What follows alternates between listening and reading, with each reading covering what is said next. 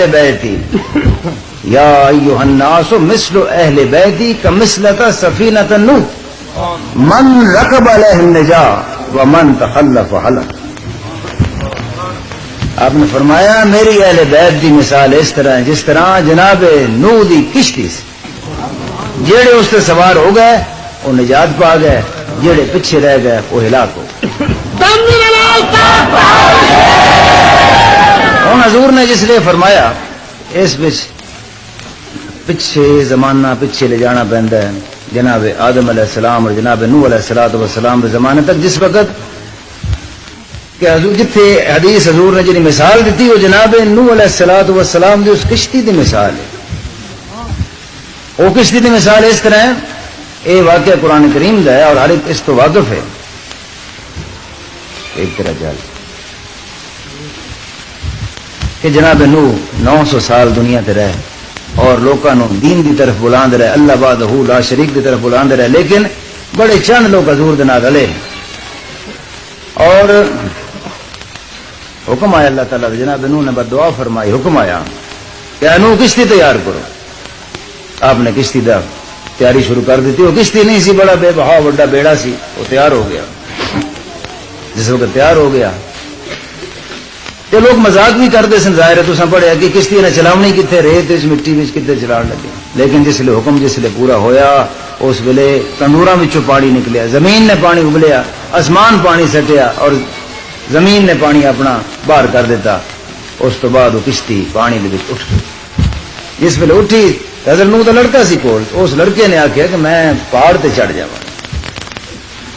پہاڑ تے چڑھ گیا، لیکن جس وقت پانی ہور بلند ہویا تو پہاڑ بھی بچ غرق ہویا. تو اس لڑکے نے پکارا میرے باپ مینوں بوجھ بچا.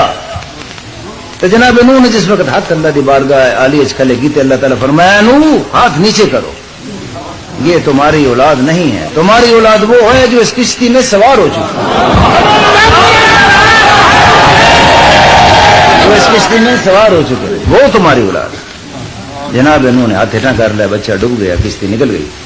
ہوں اتوں سرکار دو عالم فرما رہے نے او ایک خم غدیر تے لفظ فرمایا تو دوجے حجت الوداع جتے اکثر حاجی صاحب بیٹھے نے بچے لوگ ہو آئے نے اس مقام تے سرکار قرآن فرمایا مثل اہل بیتی مثل اہل بیتی کا مثلۃ سفینۃ نوح من رکب علیہ النجا ومن تخلف ہلک. کہ میری اہل بیت دی مثال اس طرح جس طرح جناب نوح دی کشتی سی، جڑے اس میں سوار ہو گئے نجات پا گئے، جڑے پیچھے رہ گئے ہلاک ہو گئے. اج دس میں گل بات اس حدیث مبارکہ تو شروع پہ کرنا. ہوں کشتی دی مثال، کشتی دی مثال ہر دور دے وچ آ گئی. اللہ تعالیٰ دے انبیاء علیہ الصلوۃ والسلام، اللہ تعالیٰ دے امام مین علیہ الصلوۃ والسلام، اولیاء کرام، انہاں نے کشتیاں ہی لوکاں دے واسطے لے لے کے آئے. حتیٰ کہ امام علی مقام بھی کشتی جس وقت اس کی ضرورت پئی ہے تو کشتی حضور نے لیاندی. وہ کشتی کربلا دے میدان دے وچ سرکار نے لیاندی اور حضور نے دعوت دیتی، حجت پوری کیتی. حجت بڑی ضروری چیز ہے.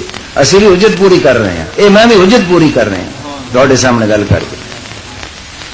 آپ نے حجت پوری کیتی کہ مینوں پہچانو میں کون ہاں، تہاڈے رسول دا میں نواس ہاں. حتیٰ کہ آپ نے تمام گفتگو کی اور آپ نے فرمایا کہ میں تہاڈا کی بگاڑے ہیں جو تسی میرے دشمن ہوئے بیٹھے ہو. لیکن جنہ لوگوں نے حضور دی اس کشتی پہ سوار ہونا سی ہو چکے سے ماں سوا ایک بندے دی اس تے اللہ دی رحمت ہونے سے حضرت ہور سے جڑے ہور تو حضرت ہور بنے. جس وقت سرکار نے مثال دیتی تے حضرت ہور اس ویلے اپنی صفاں میری گل سنتے رہنا راستہ کیتیاں حضور دے نال مقابلے واسطے کہ جسے راستہ کر چکے ہیں تو کسی سوچی پہ گئے. حضرت ہور سوچی پہ گئے تو سوچنے لگ گئے. میری آواز پیچھے جا رہی ہے نا؟ اچھا سوچی پہ گئے.